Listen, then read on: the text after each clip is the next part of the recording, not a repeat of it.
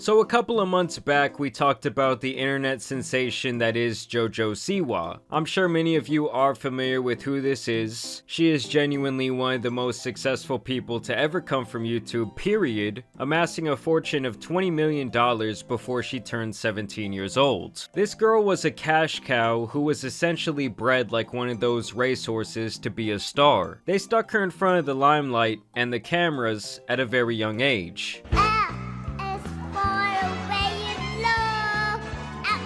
She was one of those dance mom kids, and that's where she really got her first taste of success as both a dancer and a personality on that show. I think JoJo is crazy and nuts, and she talks a lot, and that's really difficult because she's always just loud and always giving her own opinion when sometimes we don't really need her opinion. She would then parlay this into YouTube and internet fame, which in turn turned to deals with the likes of Nickelodeon. She was selling merch and doing these huge tours with her dance group. And of course selling bows. A ton of bows. So she made all of this money, and in turn she received what I would describe as arrested development. Obviously, she did not have a normal childhood, and by the time she was getting to be an adult, I think she looked around and realized that her entire image was now being the adult who acted and dressed like a 7 to 10-year-old girl. I mean, just look at this room tour she did, and tell me that this is normal for someone who is 16 years old. Also, to check this out really quick, my unicorn is wearing JoJo's closet merch. We're twinning right now. And there you go! Yeah! And like many other child stars who came before her, either she or her team decided that it was now time for a total overhaul and rebranding of her career. So now she's been acting out. It really started with her new music video where she's seen bumping and grinding. And you guys remember those cringy air hump videos that light skins and skinny Mexicans were making back in the day? Well, that's essentially what she was doing here. And now recently, after turning 21, she has been wilding out more than ever. I'm talking about drinking binges at Disney World, questionable live performances of her latter mentioned song Karma, and just really doing the most everywhere she goes. And so today I'm gonna be starting you guys out a little bit soft. I'm gonna ease you into the cringe. Because I will tell you, things are gonna get pretty intense. They're gonna get pretty nasty. Here in these first clips is how JoJo spent her 21st birthday at Disney World, where she apparently went around getting all these different drinks and ended up making a fool of herself. This is me with my first drink. So, I've had a Sunny D vodka. My first drink's in Italy. That's good. Happy birthday! Happy birthday! I'm JoJo, this is my second drink in America. Woo! I'm JoJo, this is my second country, but my 5th drink of the day. Happy birthday, dear JoJo. So JoJo is seen here pounding down the drinks. And let's be honest, this is normal behavior for a lot of 21-year-olds on their 21st birthday. You can essentially now legally go out and get shit-faced, so I guess that's what you do. But doing this at Disney World of all places is just a little bit questionable to me. It's like, yes, she wants to change, she wants to be a little bit more edgy, but she also still wants to have the comfort of that childlike element. And 9th drink. We're in China! I'm sorry, but I'm calling cap. There's no way she's already taken down 9 drinks in the matter of a couple hours. And not just completely on her ass, as someone who's apparently never drank. Jojo Siwa, and this is my 10th drink inside Epcot! And I know she's just trying to have fun, but I'm sorry, she just makes me cringe more than any other human on the face of this planet. Everything just feels so forced. And this is my at least 13th drink. My 13th drink in Epcot. We're in Mexico. I'm Jojo Siwa. This is number 15 in Epcot. I'm Jojo Siwa.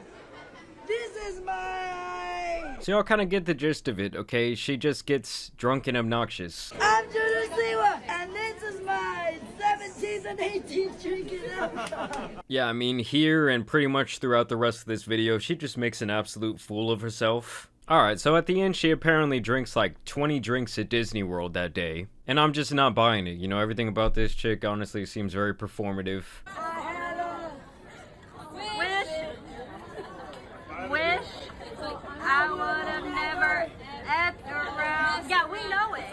Not even anyone in her entourage knows that hot garbage ass song. Thought this was an interesting little tidbit she dropped here. How many tits are gonna pop out today?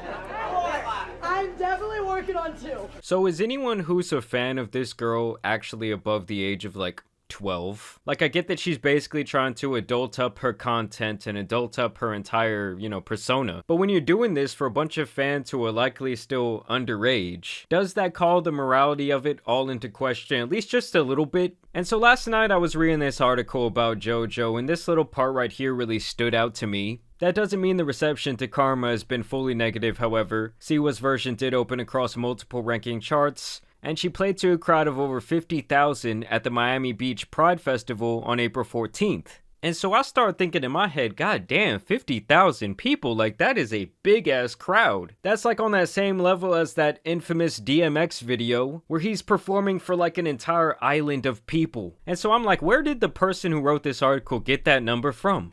Well, when you go to her Instagram page, she claims the same thing. Some photos from Miami Pride, best night with my favorite people. Still can't comprehend 55,000 people, so now it's 55,000 showing up, breaking the record, and all singing Karma. Okay, so apparently all these people knew every word to her song. My heart is so full and I'm so fucking inspired to keep pushing, keep going, keep releasing, and above all, keep entertaining. I mean, even in these pictures alone, you can tell, well, I guess they don't show the crowd again, but there's no 50,000 people there. I mean, she even claims that same number here on the Jimmy Fallon show. I've been performing some new songs. I saw you at the Miami Pride. Yes. It was some record-breaking, like 50,000 people or something. 50,000 people. And you crushed it. It was the most people they've ever had at Miami Pride during my set. Come on. 50,000 people. Come on.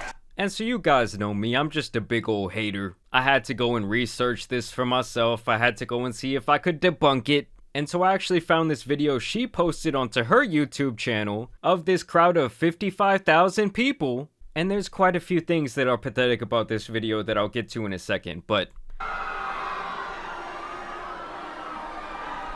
that is not 50,000 people. Come on. Now it might be a couple hundred people, it might even be a couple thousand people.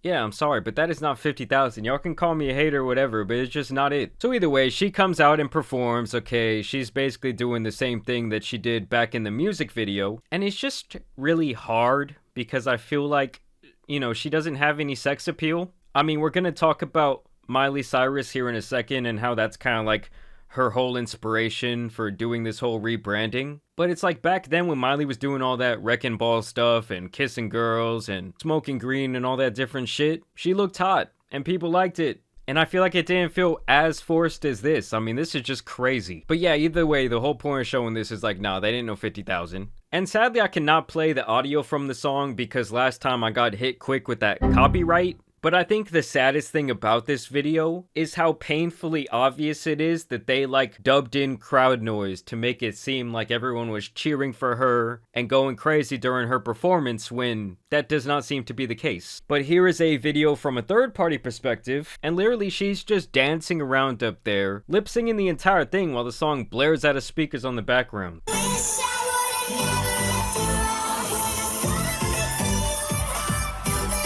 So essentially that microphone up there was absolutely useless. Now other than the actual performance itself being kinda wild, JoJo would actually act even crazier when it came to her interactions with the crowd. There's a video of me performing, and some guy, I stalked his page, he was definitely straight. Boo, straight men bad. Guys, my parents are here and they are straight. Oh shit. Thumbs down. Imagine if a straight person had the same opinion of a gay person. I don't think it would go too well. This guy commented, and this was a new comment for me. This shit, it wasn't about the dance that I do. It wasn't about my hairline. It wasn't that I'm a 5'9" giant toddler. It said, this man needs to be stopped. The straight guy told me that I need to be stopped. This man needs to be stopped. Just listen to what she says right here, okay? JoJo is wildin'. That's how I felt, till I realized two things. Number one, my dick is bigger than his. Biologically impossible. And number two, I f more girls than him.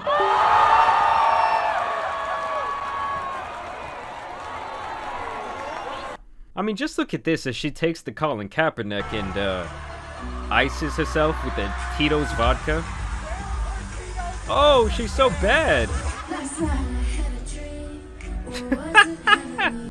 I like how she like takes the swig and then falls back stumbling. Like, guys, I'm intoxicated. And I really am starting to question how much of this is actually like genuinely her and what she wants to do, and how much of it is like her team scrambling, like, yo, we need to change things up if we want to keep you relevant, and we're trying to like launch you into this new phase of your career. Because obviously from the very start, the whole thing has been completely contrived, and it seems a little bit out of her hands. I mean, she was a kid. And the rant about having the bigger dick than the guy is not the only one she would go on during this set, okay? She was really mad at the crowd. We're in England, I can say this word because they're sassy. Write your own songs! That's not even you singing! I promise you, no one in the crowd gives a single fuck about your drunk ramblings on your internet haters. You know what I say to those f***ers? I tell them to hold the motherfucking drama! I'm sorry, but it's just like a whole nother level of secondhand embarrassment that I'm feeling through the screen right now. I have performed in front of 6-year-olds louder than you. In fact, there is a 6-year-old right there. Why the f are you here? I love it. I am so here for it. You're awesome, dude. You know, if I say what I want to say, they'll probably ban me forever. Don't let that little superstar be louder than you guys. Let me hear you make some noise. I just cannot believe that there are actual adults out there who are turning up to this music and her terrible rhetoric. And you know, the outfit is a little bit like gay Vegeta-esque. And this was the performance that she wanted them cheering for. I'm not gonna lie, it just has to be like one of the top 10 worst things I've ever seen, but she does it with so much confidence. It just amazes me. And here is actually the part that people found most disturbing, as she stands up on stage and fondles herself. It's just so bad. And here is where we finally get to the point where she talks about, you know, Miley Cyrus being her big inspiration, and her team actually having all of this master plan mapped out years before it ever even happened. We do need to talk about this new look because it is a 180 from Fully. your whole life. I mean, first off, can we just acknowledge what the is up with the lampshade hat? When I was 8 is when Miley had her bangers moment. And I was like, all I want is to have that one day. Like, I want that. Okay. And honestly, since I was like 15, like my whole like inner circle has been like talking about it and like getting excited for it. So this is the version of Jojo Siwa that both her and her team wanted. There were other adults in the room encouraging this shit. Then I got pitched this song, Karma. And the first word is, I was a bad girl. And I was like, oh, it's a good song. I was like, but I can't say that. I can't say I'm a bad girl. I'm not. I was 18, fresh off of my Dream the Tour. So this song is like 3 years in the making at this point. And at that time, she's like, no, I'm not a bad girl. You know, I guess I gotta transform into a bad girl. Took 3 years and now she's on this shit. And if you were to take a shot every single time this interviewer here cringes in her face, well, you'd be more drunk than she was acting like she was at Disney World. This point in time, this is March 2022. Okay. So I'm thinking music's coming out in July. Like, I gotta like bust a nut to get this music done, right?